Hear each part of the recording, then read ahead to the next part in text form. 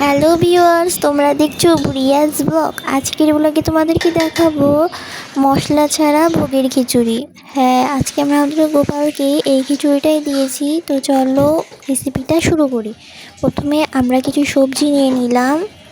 এরপর এই যে আলুটা ভালো করে নুন হলুদ মাখিয়ে ভেজে নেব।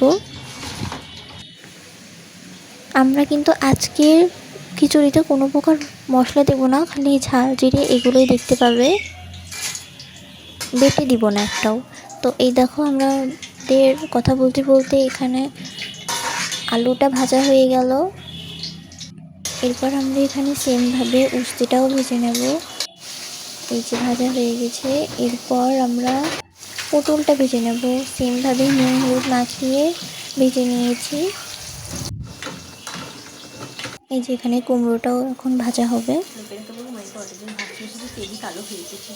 ভিডিওটি ভালো লাগলে অবশ্যই একটি লাইক কমেন্ট করবা এবং সাবস্ক্রাইব করতে একদমই ভুলবা না।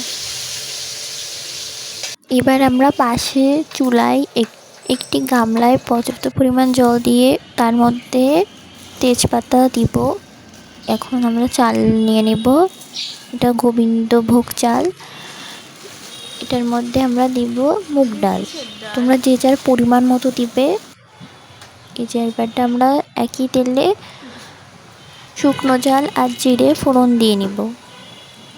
এরপর কিন্তু আমরা ডালটাও ঢেলে দিব, যে মুগের ডালটা আমরা নিয়েছিলাম ওটা ভালো করে ধুয়ে ঢেলে দিব। সেই ক্লিপটা নেওয়া হয়নি, তখন এই যে চালটা ধুয়ে নিয়েছি, এরকম আমরা ডালটা দিয়ে দিয়েছিলাম। এখন ভালো করে সবগুলো মিশিয়ে নিব। ডালটা যখন ভাজা ভাজা হয়ে যাবে তখন এটার মধ্যে চালটা ঢেলে দেব, দিয়ে ভালো করে নাড়িয়ে চাড়িয়ে নিব। এরপর আমরা স্বাদ মতো লবণ দিয়ে নেব।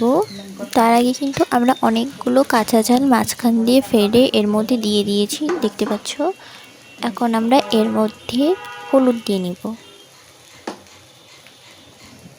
আমাদের হলুদটা একটু কম হয়ে গেল, তোমরা তোমাদের পরিমাণ মতো বুঝে শুনে দিবে। এই যে এখন আমরা সেই ফুটন্ত গরম জলটা এর মধ্যে ঢেলে দেব।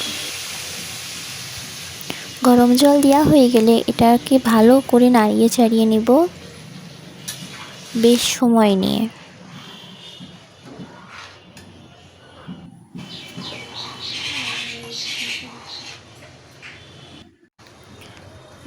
এই পর্যায়ে কিন্তু ভালো করে খিচুড়িটা নাড়াতে হবে যাতে তলে না লেগে যায়। এখন খিচুড়িটাকে আমরা ঢেকে রেখে দেব, এবং ঢেকে রাখার পরে আমরা এখানে সামান্য কিছু চিনি দিব। এরপর ঘি দিয়ে নিব, দিয়ে ভালো করে নাড়িয়ে চাড়িয়েই হয়ে গেল আমাদের মশলা ছাড়া খিচুড়ি। এই দেখো আমি সুন্দর করে প্লেটটা সাজিয়ে তোমাদের ছবিতে দিয়েছি। ভিডিওটি ভালো লাগলে অবশ্যই লাইক করবা।